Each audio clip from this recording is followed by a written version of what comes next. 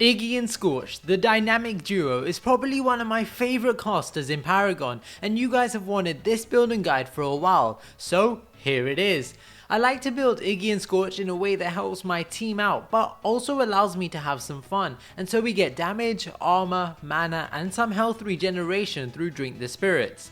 Now you can include some cards like Armorvore, which I haven't included in this build, but I found it to be a good choice if it suits your playstyle, so if you're interested in learning more about that card, check that video out here. Without further ado, let's get into the build. Start with your prime card, the Archmagus. Throw in a health potion and 2 mana potions. Now I'd recommend taking a cast token as well, but I don't own one. However, there is a slot in the build so you can add yours. Next we have a Tempered Plate and Tune Barrier. I'll explain why these are empty as we progress. Then add a Meltdown with 1, 2, 3 cast upgrades, a Sage's Ward with 3 major casts, a Staff of the Adamant again with 1, 2, 3 cast upgrades, then add a second Tempered Plate with 3 greater guards and a second Tuned Barrier with 3 greater barriers. We also have a Wellspring Staff with 3 basic manas, a Tainted Magic, and of course Drink the Spirits with a lesser health, and mana. Drink the Spirits is a great card because casters don't usually run any sort of lifesteal or health regeneration because, well, lifesteal is kind of pointless on a caster because we don't do enough damage with our basic attack, and health regeneration just costs too much. But Drink the Spirits passive is great for casters that can clear waves quickly. On minion kill or player kill or assist, heal for 5% of killed units' health over 10 seconds, which basically means over 10 seconds we regenerate a load of health, especially if we are clearing wave after wave. Don't think I've forgotten about telling you what Tainted Magic does either, we'll be looking at that further on in the video. We also have a greater barrier, greater guard, and 2 greater health. Now as you might have guessed, these are for the Tempered Plate and Tune Barrier that we added at the start. This is for when you come across a situation where you don't necessarily need one armor type and you can focus on putting more points into the other and getting some extra health. If for example you only need energy armor, you could use double Tuned Barrier, but if you need physical armor you could use double Tempered Plate instead of going for a Tempered Plate and Tune Barrier. Now I usually include these in separate builds, but it's probably easier for everyone if they're in one. Just a heads up, if you don't have a Meltdown, a decent replacement is Shadow Scroll. Of course it's not as good, but once they're both fully upgraded there is no difference. If you don't have Tainted Magic, unfortunately there is no replacement for it, but you can still use this build since it doesn't rely on Tainted Magic. Now let's talk about the build order. I really do like having the early damage, but we have to remember that we need to remain safe as well. So I usually start with a health potion and double mana potion. Of course you can get a cast token instead of one of the mana potions to help you last hit. I then back on 6 card points and go for my Sage's Ward because, as I've said in pretty much every video, wards save lives, and I go for my Staff of Adamant. Now you can purchase the Meltdown first, but having the extra 200 health, 100 from your Sage's Ward and 100 from your Staff of Adamant will help you stay alive, especially if you're in middle lane where you're more likely to get ganked. I then max out my Staff of Adamant and begin work on my Meltdown, or vice versa depending on which card you went for first. The next card I get is Tainted Magic, but I will stress that you can get this card early if you want because it is a great early to mid game card. I find it's really good if you're playing with friends as you can coordinate your attacks and engage in big team fights where Tainted Magic really shines. But if you're in a solo queue game like I am in this video, it might be best to get Tainted Magic after you complete your Staff of Adamant and Meltdown, so you're not relying on your team to do too much damage for you. Next I went for Drink the Spirits. Now you might think surely I should get armor first, but my thinking behind getting Drink the Spirits this early was that I was getting poked at by the enemy team, especially Howitzer, and I would run out of my health potions very quickly, which would mean I had to back just to get more health. However, Drink the Spirits allows me to continue my farm safely without worrying about dying, and this allowed me to get to 60 card points well before not only the enemy team but even my own. Just a heads up, if you have 1 point left over, you could spend that on an upgrade for Drink the Spirits. I then went for my Tempered Plate with physical armor, but the choice of armor really depends on your game. Be sure to check the leaderboard and apply the armor type for the hero that is most dangerous or you feel would benefit from the most. After you max out your first armor card, you want to sell your Staff of the Adamant to make room for your second armor card. I then like to put damage into my Sage's Ward because we got rid of half our damage when we sold Staff of the Adamant.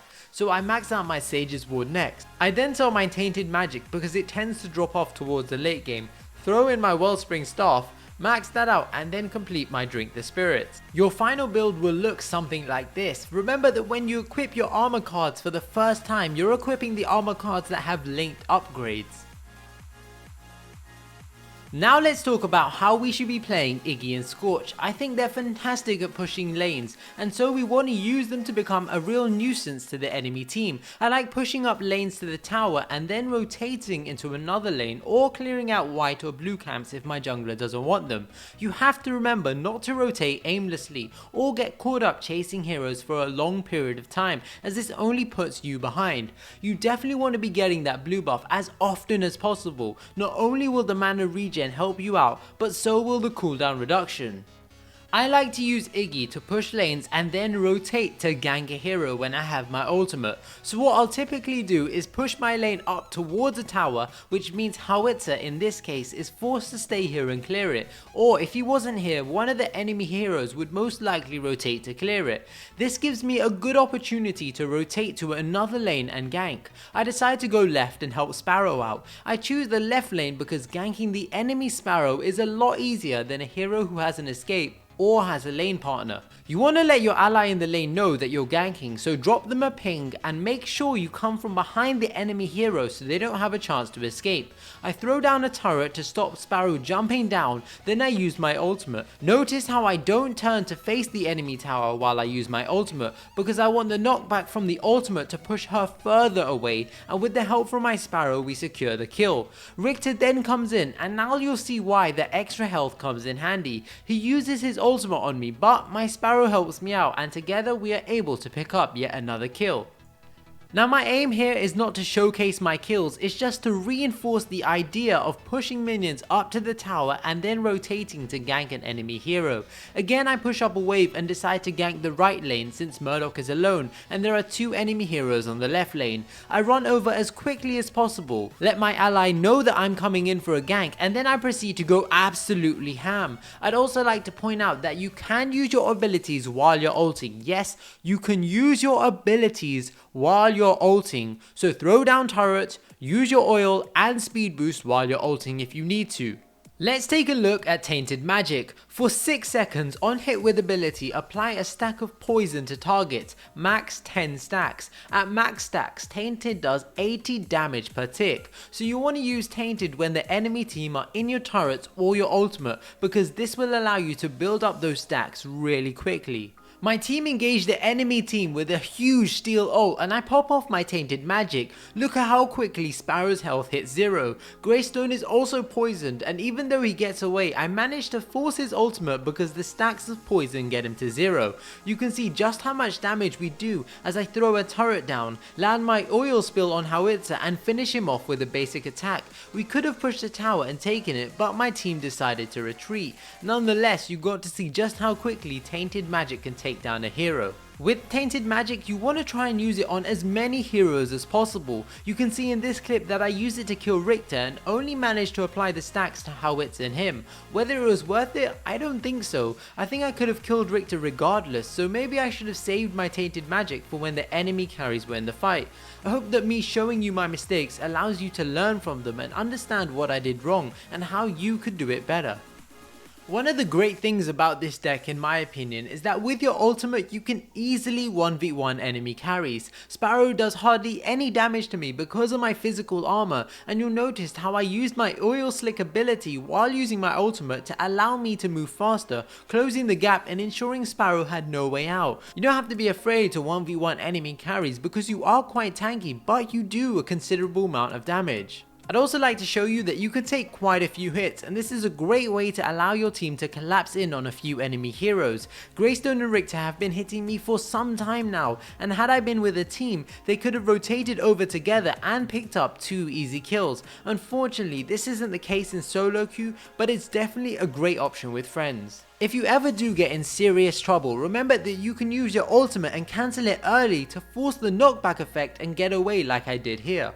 With regards to abilities, I like to focus my flame turrets, oil spill and flame belch, basically everything but my oil slick. I always unlock my turrets first, then my oil spill and then oil slick.